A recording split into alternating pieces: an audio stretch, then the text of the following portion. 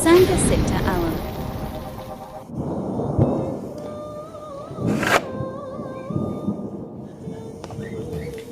Assalamualaikum warahmatullahi wabarakatuh.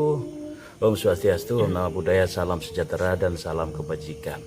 Para pemirsa yang dirahmati Allah, para sahabat YouTuber, para pencinta subscriber, para pecinta silaturahim dan begandringan pada malam hari ini, para pemirsa ya, pada season malam hari ini kami akan Sangga Sipta memberi Alam. informasi, memberi tayangan, memberi suatu wacana tentang yang dimana Babakan Kapitayan ini jarang disampaikan di masa waktu kita ini sekolah ya. Mungkin informasi-informasi yang terkait di luar sana mungkin belum sedetail pada malam hari ini. Karena ini materinya sangat luar biasa, ikuti giat kami hanya di channel Sanggar Cipta Alam. Kebetulan saya bersama narasumber yakni Ki Ageng Aryo Bumi, salah satu mursyid paranormal, dan saya juga bersama Gus Krishna Ki Sawenggaling, para pemirsa. Rayu. Langsung aja beliaunya akan menjelaskan materi bagaimana Kapitayan itu disinkronkan dengan tauhid, dengan ajaran Islam. Monggo. Ya, Ageng. Sangga Sipta Alam. Terima kasih. Assalamualaikum warahmatullahi wabarakatuh. Pemirsa, kita sebagai masyarakat Jawa, Ya. termasuk masyarakat Nusantara, tentunya harus tahu bagaimana sejarah termasuk leluhur-leluhur kita atau tanah Jawa ini. Kita harus bangga, kita harus berbesar hati sebagai bangsa Nusantara, Ya. karena sebenarnya dimulai dari tanah Jawa lah. Sebuah peradaban ini, peradaban dunia ini dimulai. Ya. Begitu. Titiknya di tanah Jawa. Di tanah Jawa. Pada masa dahulu, jauh sebelum Masehi, Sebelum Masehi. di tanah Jawa ini Ya. ada satu kerajaan yang dinamakan Kerajaan Atlantik, atau yang bisa dikenal dengan Sundaland dan sebagainya itu. Dan itu dibuktikan secara bukti-bukti sejarah. Di sejarah. Jadi peradaban dunia ini dimulai dari, termasuk diantaranya dari tanah Jawa ini. Akhirnya satu kerajaan besar, kerajaan saat itu akhirnya karena ada satu banjir besar, Ya, banjir termasuk bandang, kalau dalam Al-Quran diterangkan ada dunia ini pernah tenggelam dengan menjadi lautan. Ya.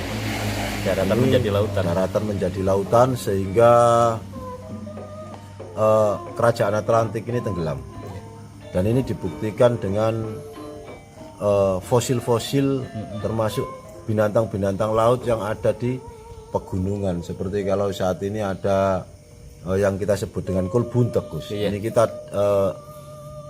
sering menemukan ini di daerah pegunungan, di daerah perbukitan. Ini menunjukkan fosil-fosil tersebut. Ini bentuknya kol buntet. Ini ya, seperti ini. Iya. Seperti ini pemirsa. Jadi fosil-fosil tersebut ini menunjukkan bahwa bumi ini dahulu bertahun-tahun, bahkan beratus tahun menjadi lautan. Ini bukti sejarah di masa banjir Nabi Nuh. Iya. Dan diantaranya tanah Jawa ini adalah salah satu tempat persinggahannya, sehingga sempat leluhur kita menganut satu aliran atau satu ajaran yang dinamakan dengan ajaran Kapitayan. Jadi ajaran Kapitayan ini intinya adalah kepercayaan kepada Tuhan. Iya. Jadi sudah memiliki satu keyakinan adanya Tuhan Sang Pencipta alam semesta ini, yang mereka itu menyebutnya dengan nama Sang Hyang Toyo atau Sang Maha Sowung. Yang disifati dengan satu sifat tan keno kinoyo opo. Nah ini pemirsa, jadi ajaran leluhur kita sebetulnya ajaran tauhid. Dan memang kalau kita amati atau kita lihat, Allah itu mengutus nabi dan rasul ini jumlahnya tidak 25, jumlahnya ini 124.000, Gus. Jadi 124.000 nabi dan rasul. Nah ini makanya tidak heran kalau pada kajian secara hakikat, bab masalah ketuhanan, bab masalah teologi ini hampir mirip-mirip saja. Kalau pada intinya atau hakikatnya, ajaran agama ini, ketauhidannya ini mirip. Kita beda di syariat karena dibawa setiap nabi dan rasul dari masa ke masa. Jadi nabi dan rasul ini, Allah mengutus nabi dan rasul ini sebanyak 124.000. Nah ini kalau dibanding dengan suku-suku di dunia termasuk di bumi ini ya tidak sampai segitu. Makanya banyak sekali muncul, bisa jadi Siddhartha Buddha Gautama itu ya salah satu nabi dan rasul, tapi di era zaman sebelum Masehi.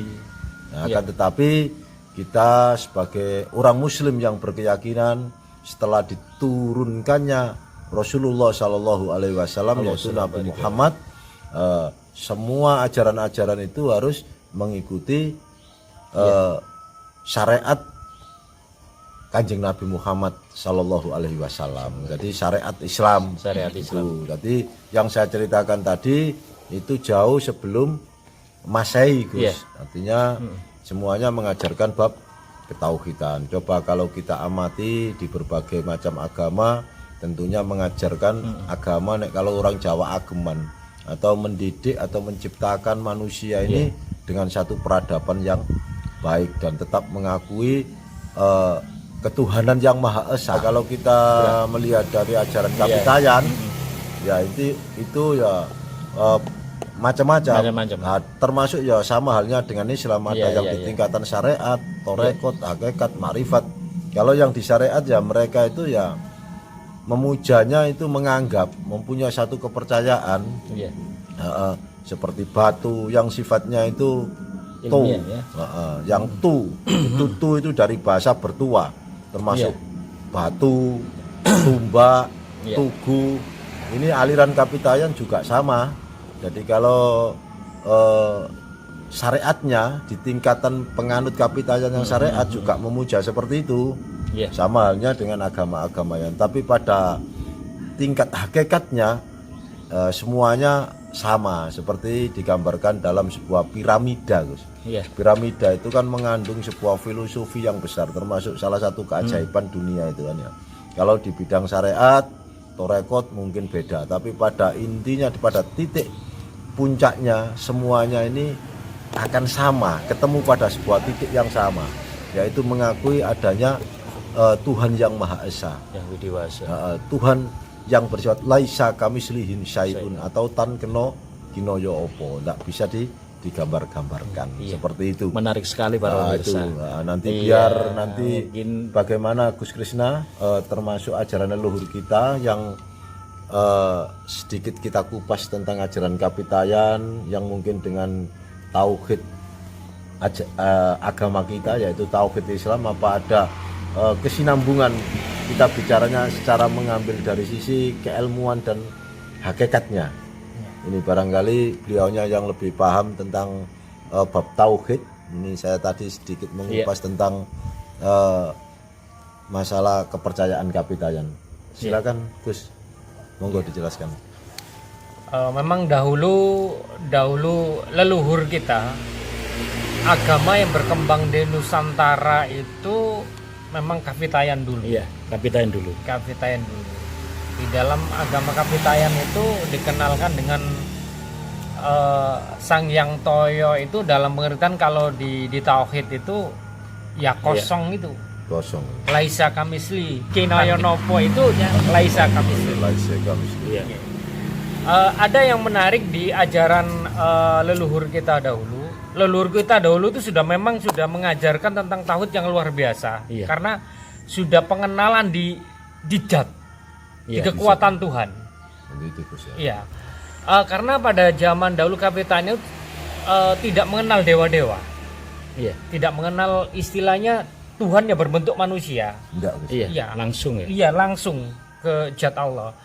Untuk mengenal di kapitayan tersebut, maka leluhur kita dulu kan kalau Sang Yang Toyo itu ibaratnya bisa digambarkan di duniawi ini, tentulah di sesuatu yang punya sebuah kekuatan gitu. Gitu ya. Iya. Contoh di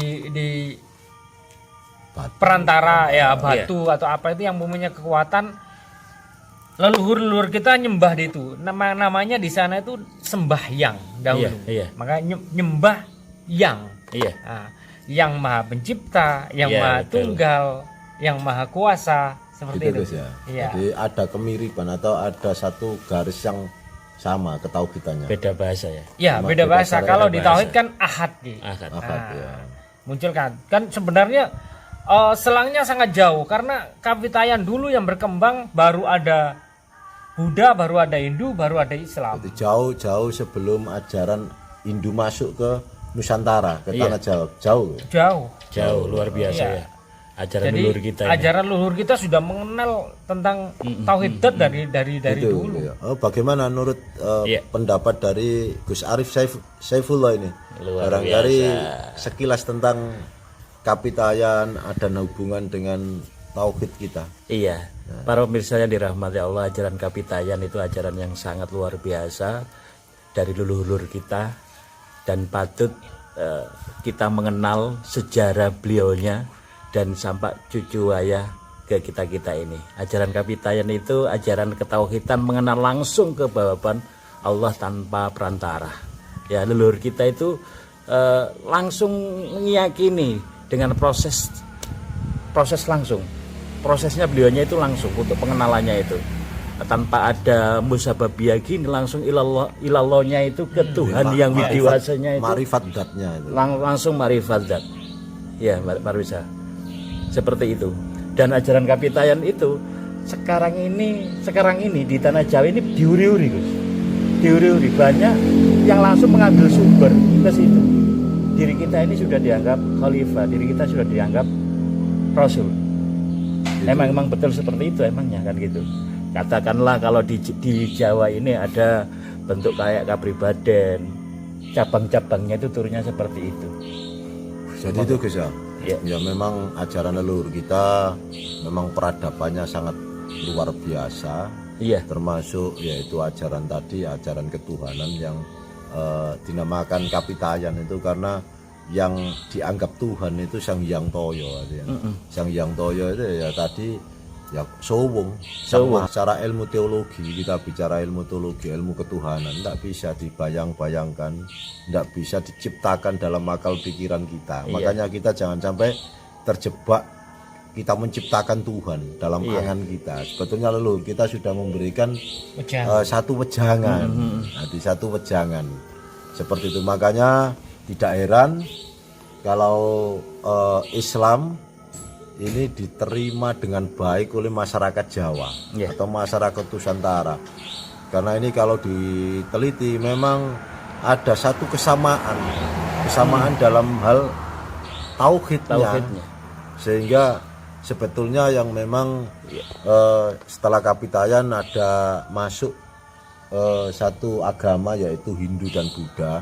Akan tetapi sebetulnya yang menganut itu hanya orang-orang kerajaan saja, tapi untuk rakyatnya ya masih mempercayai dengan kepercayaan kapitayan itu. Sehingga yang disampaikan oleh para wali-wali, para sunan-sunan termasuk dalam kelompok Wali Songo ini disambut baik oleh masyarakat kita. Karena apa? Ada sinergi, ada sebuah kesamaan, sehingga itu bagus. Saat wali-wali Songo ini ya termasuk orang yang bijaksana, mereka menyiarkan ajaran Islam ini dengan mengikuti adatnya sehingga tidak sampai melukai. Salah satu contoh kecil saja, kalau orang Kapitayan itu kalau untuk tempatnya sembahyang atau memuja itu dinamakan sanggar. Sanggar, makanya para wali dulu ya cuma merubah namanya sedikit, dirubah dengan langgar.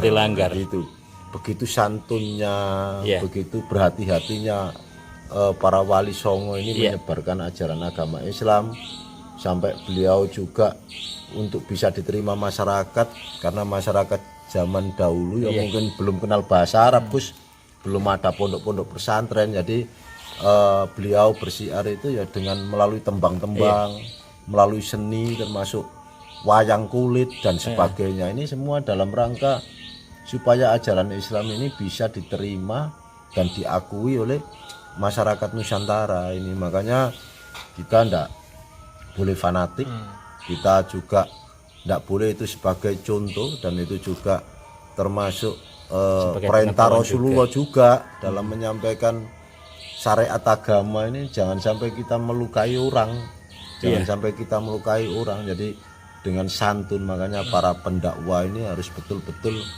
bisa bagaimana Islam diterima dengan baik, orang paham tanpa melukai, seperti yang dicontohkan oleh para wali Songo. Seperti itu kira-kira ceritanya, Gus. Monggo ditambahkan. Ada yang menarik Ki. Ada yang menarik, yaitu ajaran Kavitayan. Ajaran Kavitayan itu mengajari bagaimana cara berakhlak sebenarnya. Dari dulu sudah mengajarkan bagaimana cara berakhlak yang baik. Berakhlak yang baik, sopan santun, adab asor, kan seperti itu. Maka leluhur Jawa dulu begitu sangat menghormati, sangat sopan santun, semua agama boleh masuk. Itu bukti bahwa leluhur kita orang Jawa dulu memang sudah adab asornya, akhlaknya, sopan santunnya memang sudah terbangun. Dan satu yang menarik bahwa leluhur kita itu sudah mengenal ilmu yang tersirat. Jadi termasuk membaca semesta ini. Semesta ini, keseimbangan semesta ini. Seperti begitu. Jadi seperti itu. Gus ya. Baru kalau digabungkan begitu Islam masuk, barulah ada bahasa akhlak. Kalau dulu kan beda toto kromo, laku temen lah, makanya laku temen bakal tinemu. Bangsa Jawa ini, bangsa Nusantara ini terkenal di mana-mana sebagai satu bangsa yang berakhlak, yang sopan sebetulnya. Itu seperti itu. Makanya jangan sampai nilai-nilai kejawen, nilai-nilai luhur, ajaran-ajaran leluhur kita termasuk akhlaknya atau toto kromonya ini jangan sampai kita sebagai generasi penerus ini sampai punah.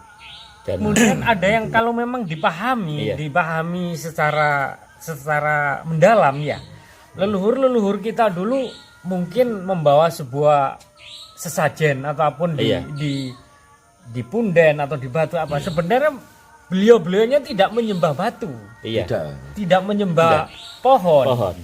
Kalau sudah paham Sang Hyang Toyo tadi karena Sang Toyo tadi kekuatan gaib itu tadi itu yang disembah. Medianya apapun kan bisa. Sama dengan kita contohnya. Kalau era-era sekarang misalnya kita di masjid, kalau dibilang itu nyembah sesuatu kan bisa dikatakan sesuatu yang jelek. Tapi kalau niatnya itu tadi untuk mendekatkan diri ke Sang Hyang Tunggal, Sang Hyang Toyo, Sowong sendiri itu jatnya Allah itu sendiri. Itu berarti ada satu kesamaan. Sinergi. Jadi memang sebetulnya ajaran yang disampaikan Nabi dan Rasul yang saya sampaikan tadi kan sebanyak 124.000 itu kan juga mengajarkan tauhid. Jadi pada intinya tauhid, sama halnya sama juga di ajaran agama yang lain. Satu contoh di agama Buddha juga mengajarkan kosong isi kosong. Sebetulnya pada titik hakikat sama. Dan uniknya lagi cara syariatnya orang Kapitayan ini hampir mirip dengan sholatnya kita, karena juga begini Allah cuma bahasanya lain. Jadi seperti itu. Jadi pada akhirnya sujud. Gerakannya seperti sembahyangnya seperti Islam ini bagi masyarakat Jawa sebelum mengenal Islam itu diterima karena memang ada kemiripan. Terus kapan hari kebetulan kan saya sawan ke Punden, kayak Punden gitu kan, pohonnya gede banget. Kebetulan di situ ada masyarakat yang tanya saya, kok di sini, kok gak di masjid? Saya jawab sederhana, Allah di mana-mana itu ada. Dan pohon ini, saya cerita seperti itu Gus, pohon ini itu yang membuat Allah, dan langsung serapannya itu dari bumi, Ibu Pertiwi. Energi ya. Energinya itu. Energinya. Beliaunya itu menyatukan dengan hidup di pohon, dan kita ini langsung kontaknya langsung. Ya, ilmiah sekali. Ilmiah, Dan, iya. dan juga Bukannya mbak pohonnya itu. di samping itu Iya. sebetulnya itu menunjukkan nilai-nilai luhur para leluhur kita dulu. Karena apa? Bukannya pohon-pohon yang besar kan kalau sekarang kan ditebangi. Kalau zaman dahulu itu kan dijaga. Sehingga kelestarian alam ini Nggih, penyerapan airnya pun ya. juga energi alamnya, oksigennya juga bagus. Kalau sekarang kan pohon-pohon besar sudah hampir tidak ada. Kalau zaman dahulu itu memang salah satu cara leluhur kita untuk menyelamatkan ekosistem di alam semesta, sebetulnya seperti itu. Jadi mendidik ke anak cucunya. Jadi dengan diberikan satu mitos bahwa di pohon ada ini, sehingga pohon itu tidak ditebang. Sangasipta Nah, itu Alam. seperti itu sebetulnya. Kalau sama juga kalau di Kapitayan pada tingkatan hakikat ini pernah saya membaca satu bukunya. Kalau pada tingkatan hakikat sama dengan kita yang pada makom di situ sebetulnya. Kita sebagai masyarakat atau umat beragama Islam ya tetap harus menjalankan dan meyakini betul ajaran Islam yang dibawa oleh Rasulullah Sallallahu Alaihi Wasallam, ya terbawa oleh Kanjeng Nabi Muhammad. Makanya Kanjeng Nabi Muhammad ini adalah penyempurna dari semua ajaran yang ada, mulai dari Nabi Adam sampai terakhir Nabi akhir zaman, yaitu Rasulullah Sallallahu Alaihi Wasallam. Jadi kita harus berkiblat kepada ajaran Rasul. Jadi itu hanya sekedar satu wacana pengetahuan, termasuk membenarkan apa yang ada di dalam Al-Quran, bahwa ajaran dari nenek moyang kita Nabiullah Adam sampai akhir zaman nanti yaitu membawa risalah tauhid, ajaran tauhid. Intinya poinnya di situ. Poinnya di situ. Ini kita bicara sebelum adanya Islam, ya kita mengungkap sejarah sebenarnya, karena Kapitayan ini jauh sebelum Masehi. Sedangkan Masehi sendiri itu kan ya Nabi Isa, ya ini jauh bahkan Buddha jauh di bawah sebelum Hindu Buddha. Nah, ini di eranya Nabi Nuh alaihissalam. Jadi itu seperti itu. Jadi makanya ajaran ini sangat luar biasa. Jadi itu. Monggo Gus, barangkali ada yang perlu disampaikan. Kalau boleh disimpulkan, khususnya kita sebagai orang Jawa, bagaimanapun juga kita tidak lepas dari leluhur. Itu yang pertama. Dalam arti dari leluhur kita dahulu tentang Kapitayan tersebut mengajarkan tentang sopan santun, adab asor, sampai terbawa sampai sekarang. Itu. Bagaimana bertoleransi, bagaimana menerima orang dengan baik, ajaran apapun dengan baik, itu tetap mengalir sampai sekarang. Dan jika dihubungkan dengan ketauhidan pun, di tauhid, di Islam syariat pun juga diajari bagaimana tata krama, bagaimana cara berakhlak. Semua ketersambungan kok. Ini semua ketersambungan. Menghargai, mengenang leluhur, mengingat sejarah-sejarah leluhur ini memang juga di Islam sendiri juga diajarkan, termasuk ini sebuah proses spiritual ya. Satu contoh kita cuplik bisa mi'rajnya Rasulullah Sallallahu Alaihi Wasallam. Beliau sebelum bertemu dengan Allah di Sidratul Muntaha, dalam proses perjalanan spiritualnya Rasulullah dalam mi'rajnya bertemu dengan Nabi Musa, Nabi Ibrahim dan leluhur-leluhurnya. Seperti itu. Ini menunjukkan bahwa di Islam sendiri juga sangat menghormati, menghargai leluhur. Bahkan sholawat kepada Nabiullah Ibrahim alaihissalam dimasukkan dalam sholat. Ini artinya, makanya tidak heran kalau ada saudara-saudara kita yang mungkin sampai saat ini katakan menjunjung tinggi leluhur, Iya. dengan sedikit-sedikit leluhur itu sebetulnya sama, karena setiap suku bangsa ini punya leluhur masing-masing. Kalau mungkin Rasulullah karena beliau dilahirkan di tanah Iya. Arab, Iya. leluhurnya Arab, dan kita ya di tanah Jawa ya mungkin leluhur kita Iya. Jawa, jadi seperti itu. Jadi kita biar membuka wawasan seperti ini, biar tidak menimbulkan satu dalam hati kita ini satu perpecahan seperti Iya. itu. Karena kita hidup di Nusantara, jadilah orang Islam yang beriman tanpa meninggalkan nilai-nilai budaya luhur tanah Nusantara ini. Itu Luar harapan biasa. saya. Luar biasa. Besar. Oke, Luar para pemirsa biasa. yang dirahmati Allah, bincang-bincang yang sangat luar biasa sekali tentang Kapitayan dan rekomben tentang tauhid. Semoga bincang-bincang kami pada malam hari ini membawa informasi bagi para pemirsa yang di luar sana. Melalui kami, Ki Ageng Arya Bumi dan Kisah Wunggaling, ya. Terima kasih. Salam bahagia, salam sejahtera. Wassalamualaikum warahmatullahi wabarakatuh. Om Santi Santi Santi Om Rahayu. Bye bye.